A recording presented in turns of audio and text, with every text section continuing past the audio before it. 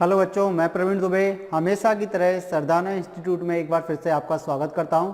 देखिए बच्चों, आज का जो हमारा पेपर का सॉल्यूशन है वो है एसएससी सीजीएल टायर 1 के पेपर का सॉल्यूशन। इसमें हम आज देखेंगे कौन से पेपर को। तो ये जो पेपर है आपका हुआ था 3 मार्च 2020 को, शिफ्ट 1 का पेपर। तो आज हम इसका सॉल्यूशन करेंगे।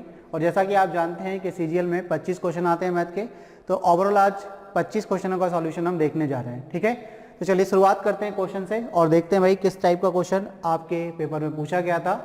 तो पहला क्वेश्चन है, A B and C are 3 points on a circle such that the angle subtended by the chord A B and A C at the centre O are 110 degree and 130 degree respectively, then the value of angle B A C. देखिए question आपसे कह रहा है यदि A B C किसी वृत्त पर 3 बिंदु इस प्रकार हैं कि जीवाएं ए बी और ए सी वृत्त के केंद्र ओ पर क्रमशः 110 डिग्री और 130 डिग्री का कोण बनाती हैं, तो कोण बी ए सी की माप आपको बतानी क्या होगी। ठीक है, और आपके पास 4 ऑप्शन गिवन है। तो चलिए आप हमेशा की तरह क्या करें, सबसे पहले हमने आपको क्या बोला है कि आप वीडियो को पॉज कर लिया करें। पॉज करने के बाद पहले खुद से ट्राई करें क्वेश्चन का सॉल्यूशन। ठीक है, फिर अपना आंसर चेक करिएगा। देखिए हम बात करते हैं यहाँ पर कि एक वृत्त है, तो हमने एक वृत्त ड्रॉ कर लिया।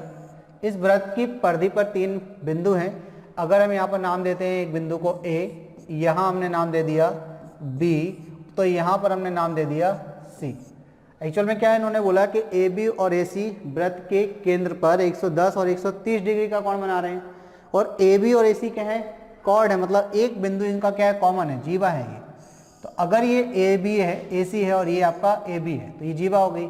ये वृत्त का क्या हो गया, केंद्र ओ हो गया। अब यहाँ पर जो बात कर रहे हैं उस क्वेश्चन को देखिए भाई, ये बोल रहे हैं कि ये जो ए बी है ये वृत्त के केंद्र पर कोण बनाती है, यानी कि ये वाला कोण।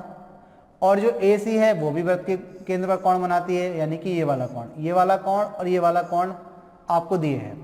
ए बी कितने का कोण बना रही है, तो यहाँ लिखा है बेटा 130 डिग्री का। तो ये वाला जो कोण है वो 130 डिग्री है। और ये वाला जो कोण है वो कितना है, ए बी 110 का बना रही है। इसको 110 कर लीजिएगा। ए बी आपका कोण कितने का बन रहा है, तो 110 डिग्री का बन रहा है।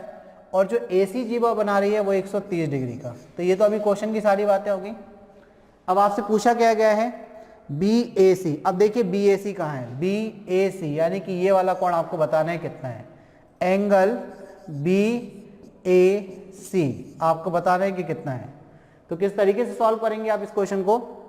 सबसे पहले आप समझिए कि ट्राइंगल जो आपको ओ बी ए दिख रहा है, त्रिभुज ओ बी ए जो आपको दिख रहा है, आप जानते हैं कि ओ बी और ओ ए, ओ बी और ओ ए और साथ ही ओ सी, ये सभी क्या है, ये वृत्त की त्रिज्या है। ये क्या है, वृत्त की त्रिज्या है। अगर ये वृत्त की त्रिज्या है तो ये सभी आपस में कैसी होंगी, बराबर होंगी। तो हम कह सकते हैं कि ओ बी बराबर ओ सी बराबर ओ ए। ये सभी आपके कैसे हो गए, ओ बी बराबर ओ ए बराबर ओ सी हो गए। तो अगर त्रिभुज में हम बात करें, त्रिभुज ओ बी ए में, अगर हम त्रिभुज ओ बी ए में अगर देखें, तो त्रिभुज ओ बी ए में बेटा आप बताइए कि बराबर भुजाओं के सामने के कोण बराबर होते हैं। तो आपको पता है कि त्रिभुज के तीनों कोणों का योग 180 भी होता है, और बराबर भुजाओं के सामने के कोण बराबर भी होते हैं। तो इसका मतलब हम ये कह सकते हैं कि अगर ये 110 है तो ये जो 2 कोण बचे हैं आपके, ये वाला कोण और ये इतना कोण, इनका योग कितना होगा, 70 डिग्री के बराबर होगा, क्योंकि त्रिभुज के तीनों कोणों का योग 180 होता है।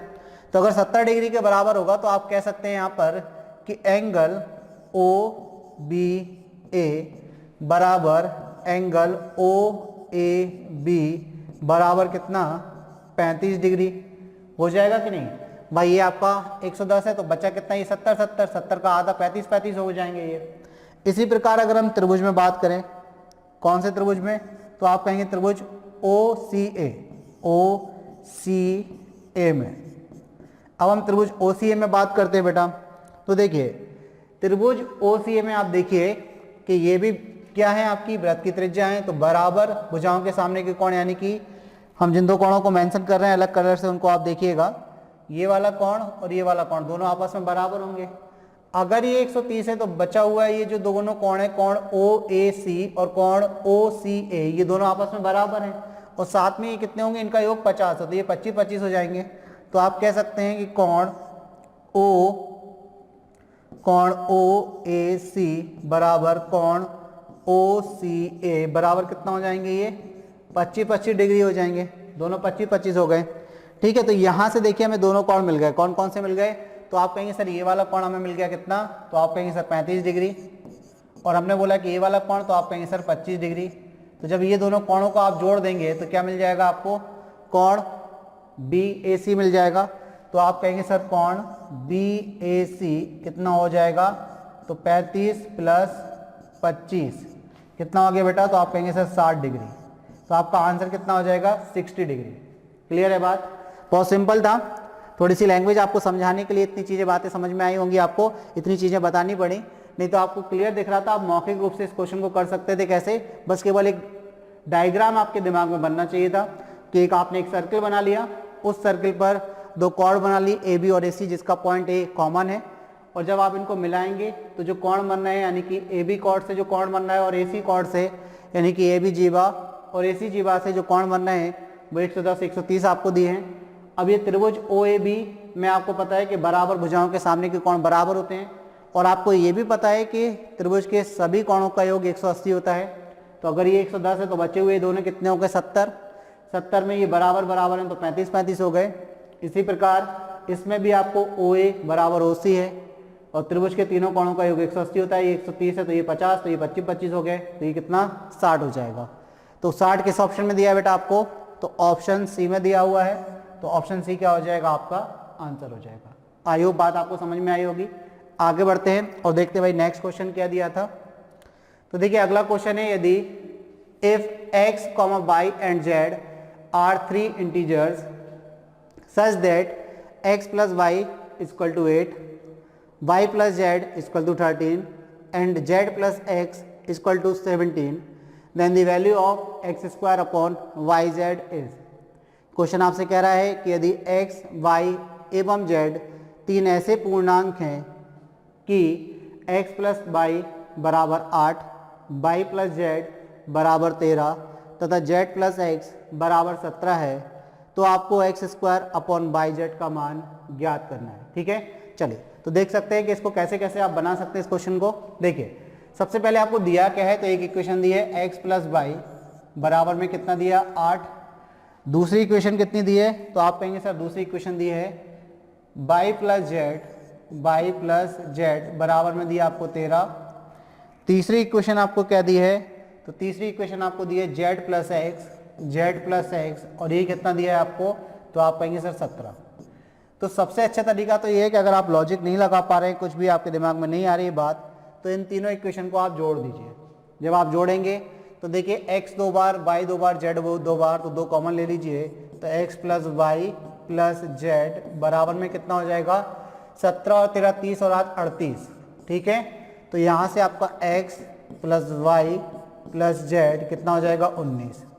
अब आप यहाँ से एक एक करके x का, y का और z का मान निकाल सकते हैं। कैसे, तो अब आप देखिए आपको x का मान अगर निकालना है तो अब आप बताइए इसमें से y और z घटा दें। y और z कितना है, आप कहेंगे 13, तो 19 में से 13 घटा दीजिए तो कितना आ जाएगा, तो 6। x का मान आ गया। अब आपको y का मान निकालना है, तो y का मान निकालना है तो y छोड़ दीजिए, x और z घटा दीजिए इसमें से। तो x और z का मान कितना है, तो आप कहेंगे सर x z का मान 17, 17 19 में जाएगा तो 2 आ गया। फिर हम आपसे पूछे कि z का मान कितना है, तो आप कहेंगे सर इसमें से y और x यानी कि x y को घटा दीजिए। x और y का मान कितना है, तो आप कहेंगे 8, तो x y का मान 8 घटाया इसमें से, तो z कितना आ गया 11। देखिए तीनों वैल्यूज हमारे पास आ गई, और जब बेटा तीनों वैल्यूज आ गई तो हम कैसे निकालेंगे वैल्यूज, भाई ये तीनों वैल्यूज आ गई हैं, जो हमें पूछा गया है उसमें मान रख दीजिए। तो यहाँ पर हमसे पूछा गया है x square upon y z, तो x की वैल्यू कितनी है, तो आप कहेंगे सर 6 का स्क्वायर, y की वैल्यू कितनी है, तो आप कहेंगे 2, z की वैल्यू कितनी है 11, तो ये आपका हो जाएगा 36 बटे में कितना 2 इंटू में कितना 11, 2 से कितने बार कट गया 18 बार, तो 18 बटे 11 ये आपका आंसर आ गया। 18 बटे 11 क्या हो गया बेटा, आपके क्वेश्चन का आंसर हो गया। तो 18 बटे 11 किस ऑप्शन में दिया है, तो ऑप्शन बी में दिया है, तो ऑप्शन बी आपका क्या हो जाएगा, आंसर हो जाएगा। तो सिंपल तरीके से आप इस क्वेश्चन को करिए, सीधे तीनों इक्वेशन को जोड़िए, फिर आपको x plus y plus z की वैल्यू मिल जाएगी। वहाँ से आप पहले आप x की वैल्यू निकालना चाह रहे हैं तो वाई जेड माइनस कर दीजिए इसमें से। अगर आप y की वैल्यू निकालना चाह रहे हैं तो एक्स जेड माइनस कर दीजिए, और अगर आप z की वैल्यू निकालना चाह रहे हैं तो एक्स वाई माइनस कर दीजिए इसमें से कि एक्स वाई की वैल्यू कितनी है। तो इस तरीके से आपको x, y और z की वैल्यू मिल जाएंगी। वो वैल्यू आप जो आपसे पूछा गया उसमें रख दीजिए, आपका आंसर आ जाएगा। एक तरीका ये है। दूसरा तरीका ये है कि अगर आप ऐसी कोई वैल्यूज एज्यूम कर सकते हैं इतनी जल्दी से कि आप कहें कि x प्लस वाई बराबर कितना 8, तो अब आपको सोचने में देखिए आप x 1 भी मान सकते हैं, y को 7 भी मान सकते हैं। तो जब आपका x 1 हो गया, y 7 हो गया, तो y 7 तो z कितना हो जाएगा 6 हो जाएगा। जब ये 6 हो गया और x आपने 1 माना था तो यहाँ तो 7 ही आ रहा, तो तीसरी इक्वेशन पर आपकी सेटिस्फाई होनी चाहिए। तो इसमें आपको सोचना पड़ेगा बार बार। तो इससे अच्छा किया है कि आप सीधे स्टेप बाय स्टेप चलिए इस क्वेश्चन को आसानी से बना लेंगे। ठीक, आगे बढ़ते हैं। क्वेश्चन नंबर तीसरा देखते हैं। क्वेश्चन नंबर तीसरा क्या है, देखिए इस क्वेश्चन में आपको दिया है the area of triangle ABC is 44 centimeter square. If D is the midpoint of BC and E is the midpoint of AB, then the area of in centimeter square of triangle BDE is. Question आपसे कह रहा है कि त्रिभुज ABC का क्षेत्रफल 44 वर्ग centimetre है। यदि D भुजा BC का मध्यबिंदु है और E भुजा AB का मध्यबिंदु है तो त्रिभुज BDE का क्षेत्रफल वर्ग सेंटीमीटर में क्या होगा, ये आपको बताना है। तो देखिए यहाँ पर आप किस कॉन्सेप्ट का इस्तेमाल करेंगे उस कॉन्सेप्ट को पहले समझ लें। हमने एक त्रिभुज बनाया, ठीक है, ये जो त्रिभुज बनाया A, B और C, इन्होंने बोला कि D जो है वो भुजा BC का मध्यबिंदु है, तो ये हमने मध्यबिंदु मिड पॉइंट बना दिया D। अगर हमने D मिड पॉइंट बनाया तो आपको पता है कि ये BC को दो इक्वल पार्ट में डिवाइड करेगा, यानी कि हम यहाँ से कह सकते हैं कि BD और ये DC कैसे होंगे बेटा, बराबर होंगे। अब BD और DC बराबर होंगे, क्यों होंगे, क्योंकि ये D क्या है, इसका मिड पॉइंट है। अगर ये मिड पॉइंट है और अगर आप इसको A को D से मिला देते हैं तो AD क्या होगी, तो आप कहेंगे सर मीडियन होगी, मध्यिका होगी, ठीक है ना। शीर्ष से सम्मुख भुजा के मध्य बिंदु को मिलाने वाली रेखा उसकी मध्यिका कहलाती है। और मध्यिका क्या करती है, त्रिभुज को दो बराबर क्षेत्रफलों में बांटती है। त्रिभुज को क्या करती है, दो बराबर क्षेत्रफलों में बांटती है। तो हम कह सकते हैं यहाँ पर कि D क्या है, मिड पॉइंट अगर है तो AD मीडियन होगा, और AD अगर मीडियन होगा तो त्रिभुज ABD का क्षेत्रफल त्रिभुज ABD का क्षेत्रफल किसके बराबर होगा, तो आप कहेंगे त्रिभुज ACD का क्षेत्रफल। ये दोनों क्षेत्रफल आपस में कैसे हो जाएंगे बेटा, बराबर हो जाएंगे। क्लियर, ये बात हमें समझ में आ गई। अब आप देखिए यहाँ पर आगे बढ़ते हैं। इन्होंने बोला कि E भुजा AB का मध्य बिंदु है, तो ये AB हो गई, ठीक है, AB हो गई, ये मध्य बिंदु है क्या, E। तो अगर आप ED को मिला देंगे तो आप बोलेंगे कि ED या DE क्या होगी, मीडियन होगी, मध्यिका होगी त्रिभुज ABD की, त्रिभुज ABD की मध्यिका होगी। तो यहाँ पर बताइए इस त्रिभुज ABD का जो क्षेत्रफल होगा वो भी दो इक्वल पार्ट में डिवाइड हो जाएगा, क्योंकि ये क्या निकला यहाँ पर मीडियन। तो ये वाला पार्ट और ये वाला पार्ट यानी कि मध्यिका है, तो ये बराबर होगा, AE बराबर EB होगा। तो ये जो पार्ट होंगे ये क्षेत्रफल ये भी बराबर दो भागों में बांटेंगे। तो हम ये कह सकते हैं कि ये वाला क्षेत्रफल जो आपसे पूछा गया है त्रिभुज BDE का क्षेत्रफल बताइए, ये भी दो बराबर भागों में बांटेंगे। तो आप इसको ऐसे समझिए। आप तो आप ये कह सकते हैं कि यहाँ पर कि त्रिभुज किसका क्षेत्रफल, तो आप कहेंगे सर ADE का क्षेत्रफल, त्रिभुज ADE का क्षेत्रफल किसके बराबर होगा, तो आप कहेंगे सर त्रिभुज BDE का क्षेत्रफल। इन दोनों त्रिभुजों के क्षेत्रफल भी कैसे होंगे, आपस में बराबर होंगे, ठीक है। तो अब यहाँ से आप एक कंक्लूजन निकालिए और उस कंक्लूजन से इस क्वेश्चन को सॉल्व कीजिए। आप मान लीजिए इस पूरे त्रिभुज का क्षेत्रफल कितना है, 4। तो त्रिभुज ABC का क्षेत्रफल हमने कितना मान लिया बेटा, 4 मान लिया, 4 यूनिट मान लिया। अगर 4 मान लिए तो आपको पता है कि ये वाला 2 हो जाएगा और ये पूरा कितना हो जाएगा, तो ये पूरा भी 2 हो जाएगा, ठीक है। ये पूरा भी कितना हो गया, 2 हो गया, 2 ये। लेकिन आपको पता है कि E मध्य बिंदु है तो ये वाले क्षेत्रफल भी बराबर, मतलब ये वाला क्षेत्रफल 1 और ये वाला क्षेत्रफल भी 1। क्लियर हो रही है कि नहीं बात। आपको कितने यूनिट की वैल्यू निकालनी है, BDE मतलब 1 यूनिट की वैल्यू निकालनी है त्रिभुज BDE। यही आपसे पूछा गया है BDE का क्षेत्रफल, तो यानी कि आपका 1 यूनिट है और इसकी वैल्यू आपको निकालनी है। तो सारी चीज़ें क्लियर हो गई। तो हमें बात समझ में आ गई यहाँ से कि त्रिभुज जो ABC का क्षेत्रफल दिया था वो हमने 4 यूनिट माना, तो 4 यूनिट की वैल्यू किसके बराबर, 44 सेंटीमीटर के स्क्वायर के बराबर। तो 1 यूनिट की वैल्यू किसके बराबर, तो आप कहेंगे सर 11 सेंटीमीटर स्क्वायर के बराबर, और हमें 1 यूनिट की वैल्यू ही निकालनी थी, यही हमारा आंसर है। किस ऑप्शन में दिया है आपको बेटा, तो आप कहेंगे सर ऑप्शन सी में दिया है, तो ऑप्शन सी क्या हो गया, आपका आंसर हो गया। ठीक है, तो अब आप इस क्वेश्चन का कंक्लूजन दिमाग में अगर रख सकते हैं तो बिल्कुल रखिए कि अगर एक त्रिभुज में BC भुजा का मध्य बिंदु आपको दिया, तो आपको पता है कि मध्य बिंदु है तो शीर्ष से मध्य बिंदु को मिलाने वाली रेखा माध्यिका होती है, और माध्यिका त्रिभुज को 2 बराबर क्षेत्रफलों में बांटती है। इसी प्रकार AB का मध्य बिंदु E दिया है, तो E अगर मध्य बिंदु है तो ED क्या होगी, माध्यिका मीडियन होगी, और ये त्रिभुज ABD के क्षेत्रफल को 2 बराबर इक्वल में पार्टों में बांटेगी, 2 बराबर भागों में बांटेगी। तो हमने बोला कि त्रिभुज ABC का क्षेत्रफल अगर 4 है तो हमने BDE का क्षेत्रफल कितना, 1 हो जाएगा। क्यों हो जाएगा, क्योंकि अगर ये 4 है तो ये 2 और ये 2, फिर ये त्रिभुज को बांटेगा 2 बराबर पार्ट में, तो ये 1 और 1, तो मतलब 1 यूनिट की वैल्यू हमें निकालनी है, 4 की वैल्यू दी थी। क्लियर होगी बात। चलिए आगे बढ़ते हैं, क्वेश्चन नंबर 4 देखते हैं क्या है। देखिए क्वेश्चन नंबर 4 आपसे कह रहा है बेटा, a shopkeeper marks the price of the article in a such a way that after allowing 28% discount he wants a gain of 12%. If the mark price is 224 rupees then the cost price of the article is। Question आपसे कह रहा है कि एक दुकानदार वस्तुओं का मूल्य इस तरह अंकित करता है कि अंकित मूल्य पर 28% की छूट देने पर उसे 12% का लाभ हो। यदि अंकित मूल्य 224 रुपये है तो वस्तु का क्रय मूल्य ज्ञात करें। तो वस्तु का क्रय मूल्य ज्ञात करें, इसके लिए आपको हमेशा एक चीज़ याद रखनी है, CP और MRP का रेशियो, CP और MRP, यानी कि हम इसको कह सकते हैं क्रय मूल्य और अंकित मूल्य, क्रय मूल्य और अंकित मूल्य का अनुपात, अंकित मूल्य, क्रय मूल्य और अंकित मूल्य का अनुपात क्या होता है, तो ये आपको फॉर्मूला याद रखना पड़ेगा। CP और MRP का रेशियो क्या होता है, तो इसको आपको दिमाग में रखना है। तो आप कहेंगे sir 100 minus discount percent, 100 minus discount percent upon 100 plus profit percent. ये आपका CP और MRP का रेशियो होता है, यानी कि क्रय मूल्य का अंकित मूल्य से जो अनुपात होता है वो होता है 100 minus discount percent upon 100 plus profit percent. अब देखिए क्वेश्चन में क्या क्या दिया है बेटा आपको।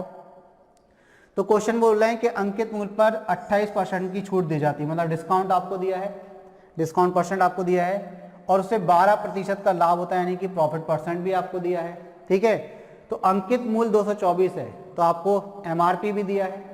तो अगर हम बात करें क्या क्या चीज़ें दी हैं और आपसे पूछा क्या है क्रय मूल्य, तो आप कह सकते हैं सर क्रय मूल्य यानी कि CP cost price upon MRP कितना, तो आप कहेंगे sir 224 into 100 minus discount percent कितना है, तो आप कहेंगे सर 28%, 100 प्लस प्रॉफिट परसेंट कितना है, तो आप कहेंगे सर 112 हो जाएगा, ये 12 हो जाएगा, तो 112 हो जाएगा ऐड करने पर। तो क्रय मूल्य आपको निकालना है, तो क्रय मूल्य बटे 224 इक्वल टू हो जाएगा 28 माइनस करेंगे तो आप कहेंगे सर 72, ठीक है 72, और नीचे कितना हो जाएगा 112, 112 दूनी कितना होता है 224, 72 में मल्टीप्लाई करेंगे 2 से, तो आप कहेंगे सर क्रय मूल्य हो जाएगा 144, कितना हो गया 144, यानी कि उस आर्टिकल उस वस्तु का क्रय मूल्य 144 है। किस ऑप्शन में दिया है बेटा आपको, ऑप्शन ए में। तो केवल आपको ये रेशियो का जो फॉर्मूला है वो याद रखना है, CP अपॉन MRP, यानी कि क्रय मूल्य बटे अंकित मूल्य क्या होता है, तो आप कहेंगे 100 minus discount percent upon 100 plus profit percent. Clear, ये फॉर्मूला याद रखना। आगे बढ़ते हैं क्वेश्चन नंबर 5 की तरफ। क्वेश्चन नंबर 5 आपसे कह रहा है बेटा, if A lies in the first quadrant and 6 tan A is equal to 5, then the value of 8 sin A minus 4 cos A upon cos A plus 2 sin A is। इन्होंने बोला है कि यदि A प्रथम चतुर्थांश में अवस्थित है और 6 tan A बराबर 5 है तो 8 sin A minus 4 cos A upon cos A plus 2 sin A का मान आपको ज्ञात करना है। देखिए इसमें सबसे पहले ये बात समझ लें कि ए मतलब जो आपको थीटा दिया है वो प्रथम चतुर्थांश में है। तो प्रथम चतुर्थांश में चाहे साइन हो, कॉस हो, टेन हो, कॉट हो, सेक हो और कॉसेक हो, इन सभी के मान कैसे होते हैं? धनात्मक होते हैं। तो सबसे अच्छी बात यह है कि अगर आपको प्रथम चतुर्थांश में दे दिया तो सीधा आपको क्वेश्चन सॉल्व करना है, ज़्यादा सोचना नहीं है। देखिए किस तरीके से करेंगे। तो यहाँ पर गिवन क्या है, तो आप कहेंगे 6 10 a इक्वल टू कितना दिया, तो आप कहेंगे सर 5 दिया। तो 10 a की वैल्यू अगर आपसे पूछी जाए कितनी आएगी, तो आप कहेंगे सर 5/6 आएगी। ठीक, अब आपको निकालनी किसकी वैल्यू है, तो देखिए आपको निकालनी है 8 sin a minus 4 cos a upon आपको वैल्यू निकालनी है cos a plus 2 sin a। अब आपके पास इस क्वेश्चन को करने का बेहतरीन तरीका क्या है कि आप सब जगह 10 बना लें, 10a बना लें। तो 10 कैसे बनाएं? ऊपर से cos कॉमन ले लो, नीचे से cos कॉमन ले लो। ऊपर से जब आप cos कॉमन लेंगे तो ये हो जाएगा cos a। अब देखिए यहाँ अपॉन में तो cos है नहीं, ये तो साइन है, तो कॉमन आएगा कैसे? तो अपॉन में cos चला जाएगा, तो ये हो जाएगा 8 sin a upon cos a plus नहीं है माइनस 4 अपॉन में, यहाँ से cos कॉमन लिया तो cos कॉमन ले लिया तो cos a, ब्रैकेट में बचेगा 1 plus 2 sin a upon cos a। देखिए क्वेश्चन पे कोई फर्क पड़ा क्या कॉमन लेने के बाद? अगर आप cos a का अंदर मल्टीप्लाई करेंगे, cos से cos कट जाएगा 8 sin a, cos का मल्टीप्लाई 4 से होगा 4 cos a। ठीक है, तो देखिए यहाँ पर cos a से cos a cancel, cos a से cos a कैंसिल, और sin a upon cos a क्या होता है, तो आप जानते हैं tan a। ये कितना होता है बेटा? tan a माइनस कितना हो जाएगा 4 अपॉन में ये कितना 1 प्लस 2 tan a। बस हमें क्या कर देना है, tan a का यहाँ पर मान रख देना है। तो मान रख दीजिए 8, tan a की वैल्यू कितनी है, तो आप कहेंगे सर 5/6 है minus 4 upon 1 plus 2, tan a की वैल्यू कितनी है, तो आप कहेंगे सर 5/6 है। कितनी है, तो यहाँ पर 5/6 रख दीजिए, तो यह 5/6 हो गया। कैंसिल आउट कर लीजिए, 2 से 4 बार, 2 से 3 बार, 2 से 3 बार। चलिए एलसीएम ले ले, यहाँ 3 आएगा, 4 3 12 और ये 5 को 20, 20 में से 12 जाएगा, तो आप कहेंगे सर 8/3। 5 को 20, 4 3 12, 20 में से 12 गया तो 8/3 ऊपर आ गया, 3 एकम 3 और 5, तो आप कहेंगे सर 8/3 नीचे भी आ गया। अब नीचे भी 8/3 ऊपर भी 8/3, कैंसिल आउट हो गया, कितना आ गया बेटा? 1 आ गया। तो आपका आंसर कितना निकला? 1 निकला। किस ऑप्शन में दिया है बेटा आपको 1? तो आप कहेंगे ऑप्शन डी में दिया हुआ है, तो ऑप्शन डी क्या हो गया? आपका आंसर हो गया। आई होप क्लियर होगी बात।